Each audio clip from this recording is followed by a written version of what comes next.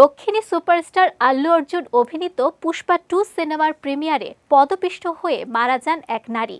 সেই ঘটনাকে কেন্দ্র করে মামলা দায়ের করা হয় এবং এক রাত জেলেও থাকতে হয় আল্লুকে। পরে অবশ্য জামিনে মুক্তি পান এ নায়ক। তবে এখনও সেই বিতর্কে সমালোচনার মুখে আল্লু অর্জুন। এবার একই ঘটনা ঘটল আরেক সুপারস্টার রামচরণের সঙ্গে। সমালোচনার কাঠগড়ায় এখন এ দক্ষিণী অভিনেতা।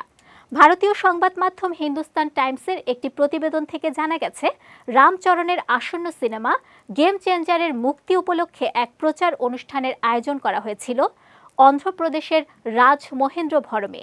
10 জানুয়ারি মুক্তি পেতে যাচ্ছে সিনেমাটি। প্রচার অনুষ্ঠানটিতে অভিনেতাকে দেখতে ভিড় জমিয়েছিল অনেক ভক্ত। সেই অনুষ্ঠান থেকে ফেরার পথে মোটরসাইকেলের ধাক্কায় প্রাণ গেছে 2 ভক্তের। ওই অনুষ্ঠানে উপস্থিত ছিলেন অন্ধ্রপ্রদেশের উপমুখ্যমন্ত্রী ও জনপ্রিয় অভিনেতা পবন কল্যাণও। প্রতিবেদনটি থেকে আরও জানা গেছে, উল্টো দিক থেকে আসা একটি গাড়ি মোটরসাইকেলকে ধাক্কা দিলে নিয়ন্ত্রণ হারিয়ে পড়ে যান তারা। পরে মারাত্মক জখম অবস্থায় উদ্ধার করে তাদের হাসপাতালে নেওয়া হলে চিকিৎসক তাদের মৃত ঘোষণা করেন। তাদের মৃত্যুতে শোক প্রকাশ করেছেন রামচরণ। সিনেমার প্রচার অনুষ্ঠানে এসে এমন দুর্ঘটনার শিকার হওয়া মৃতদের পরিবারকে মোট 10 লাখ রুপি অনুদানের ঘোষণা দিয়েছে সিনেমাটির প্রযোজক দল। এছাড়া অভিনেতা পবন কল্যাণও প্রত্যেক পরিবারকে 5 লাখ রুপি করে দেওয়ার ঘোষণা দিয়েছেন।